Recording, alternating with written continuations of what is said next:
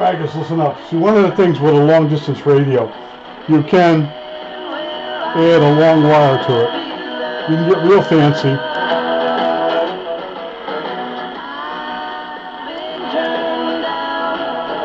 Okay, so we bring a piece of wire in, and that station that's almost impossible to get. All right, you maggots, let me show you this radio. Looking at the amount of people that have clicked on my long distance radio sets, let me show you the inside of this one out there. This radio, trying to make it work, I couldn't use my LED light because it created noise. This camera, when it was powering up, was making noise, but this is a radio that I don't recommend. It's a Channel Master. It's got an Art Deco dial on it, which really makes it hard to use it to DX. But it's a long distance radio, and they actually call it a Fringe radio. On the back of this back cover, look at that, the screw just fell out, and it's not supposed to come out. This radio is deteriorating as we're here. See how it says Fringe? And the other key, I believe, on these radios is you look for a transistor.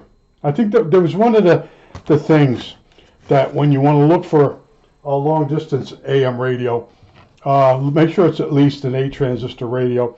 Here, this Channel Master's got 2 large output transformers. One of them is interstage. You notice when you look here, you'll see it looks like 4 IFs, but it's not. Remember I told you? You're going to have a special tuning cap. Here's this cap. It looks like a transistor radio cap, but it's actually a 4 section. And one of the capacitors tunes the large ferrite rod.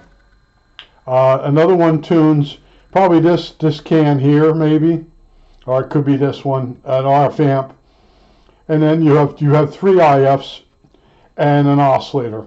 So and the long rod. Don't forget that long rod. You got to have that for a long distance DX radio or a Fringe radio or a powerful radio.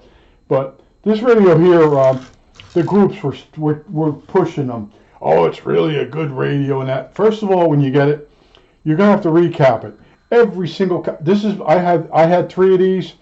I took the best parts and put it on one.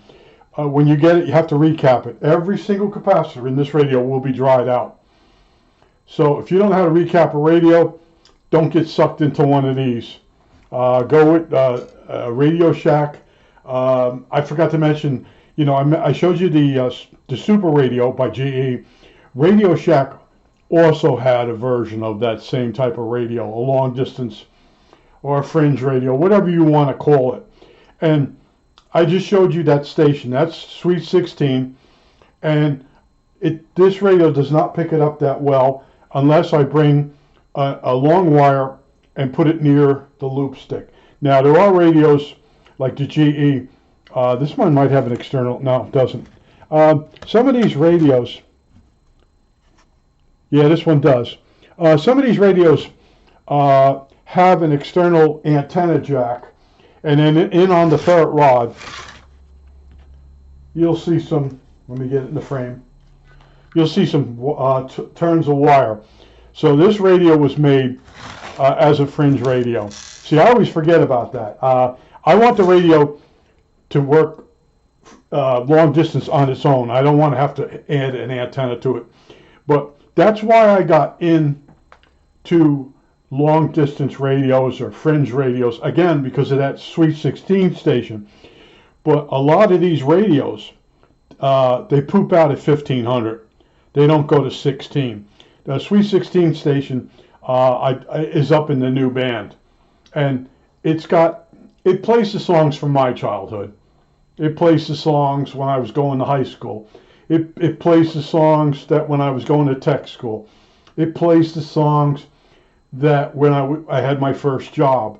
So in other words, I put that on and all these memories come flooding back. So I don't leave that station on all day long. I only put it on intermittently to hear what they're playing. Now, the Everly Brothers were just on there. I believe that song was like from 1959. They had Wake Up a Little Susie, and they might have had another song that was popular then. But the whole thing is, it's memories, it's nostalgia. And, I went reading the groups, and this is one of the radios they recommended, and nobody spoke up. And I'm going to tell you right now, yes, it does have a long loop ferret rod that's very long for a radio. And the output stage isn't cheesy. The speaker is larger than most speakers in a transistor radio.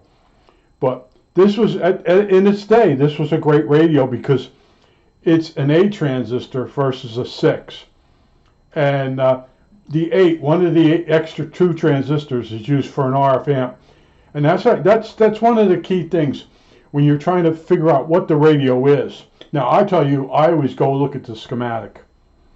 And I'll see a radio, and then I'll go look up the schematic and look for, first of all, maybe a pictorial to show me that it has, hold on a second, it has a long ferret rod, acid reflux. And I make sure it has that, the RF amp coil, and at some point I find the schematic, and I can tell you how good the radio is going to be. This sucks getting old. Hold on. So that's where we're at. I just wanted to show you another one. The Radio Shack one, I think it's gray and black, the one I showed you. That, I think, was built by Panasonic. Panasonic has a bunch of them out there, long-range radios. And they do appear on eBay from time to time. And I started collecting them all because of that Sweet 16. There's also another station out of Delaware. I'm out here in Lancaster, PA. They don't say Lancaster, they say Lancaster.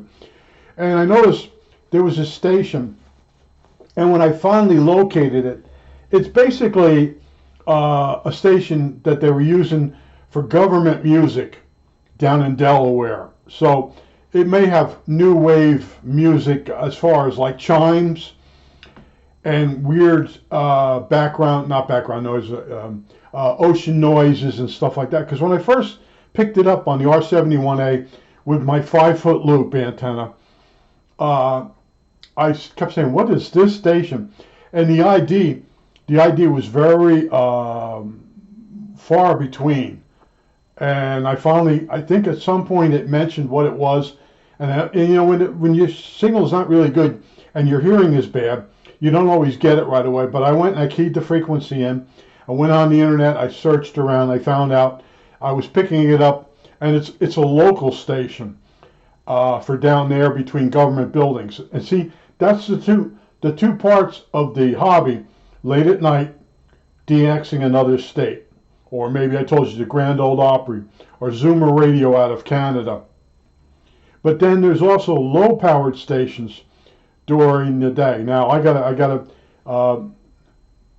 WGHT 1500 up in Pompton Lakes. It closed down. I think it opened back up. There was a little station, 1500. I gotta say, WGHT. Yeah, sounds right. GHT, because my calls for my local channel 8 here is WGAL.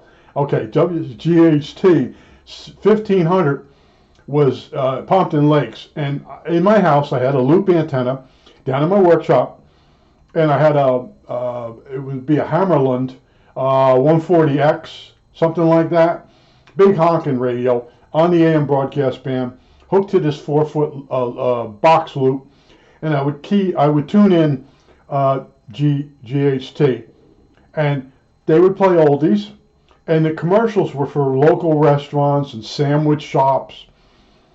Let me think what else. Maybe a guy did aluminum siding, but in other words, the commercials weren't annoying. So I listened to that station so many years. Then when I moved out here, I used to stream it, and then it went belly up. Right? But it was a unique radio station. And out here now we have this. I was outside working on my lawn, and there's a bank in the area, and the people in the bank, they walk by here, and I talk to them. And sometimes I'll walk a loop with them. And this one guy said, yeah, there's this station at 1600, Suite 16. And when I first got my radios out, I noticed most of them wouldn't go to 1600. They pooped out at 1500. So that's why I did the modification on the DX390.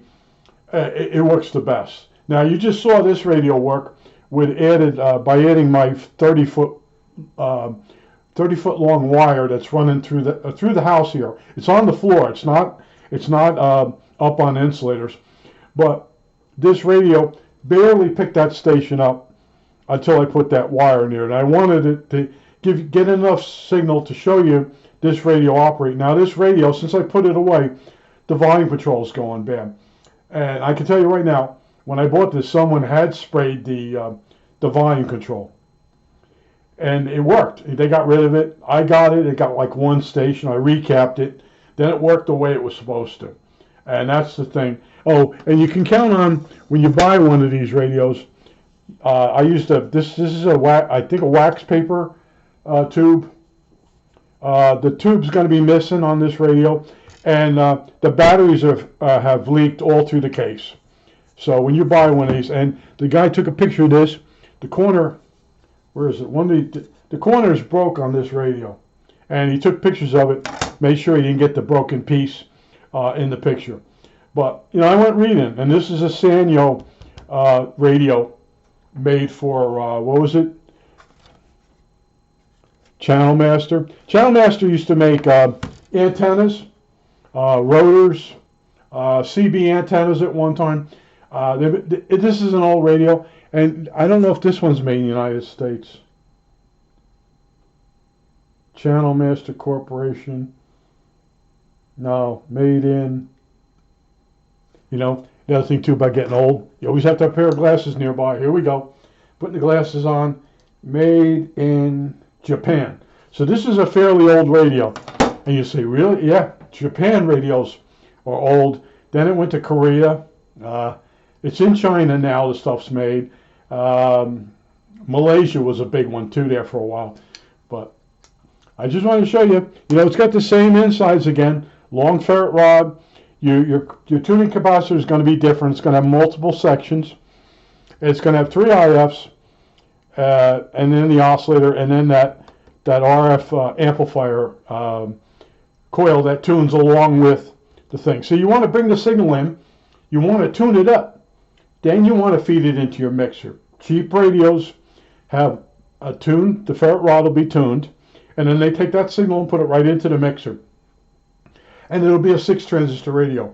And there are people that collect transistor radios, and it's the same inside on every radio, but they collect it based on what it looks like on the outside. See, I'm a let me see the schematic type of guy. I think that's it. All right, that's it.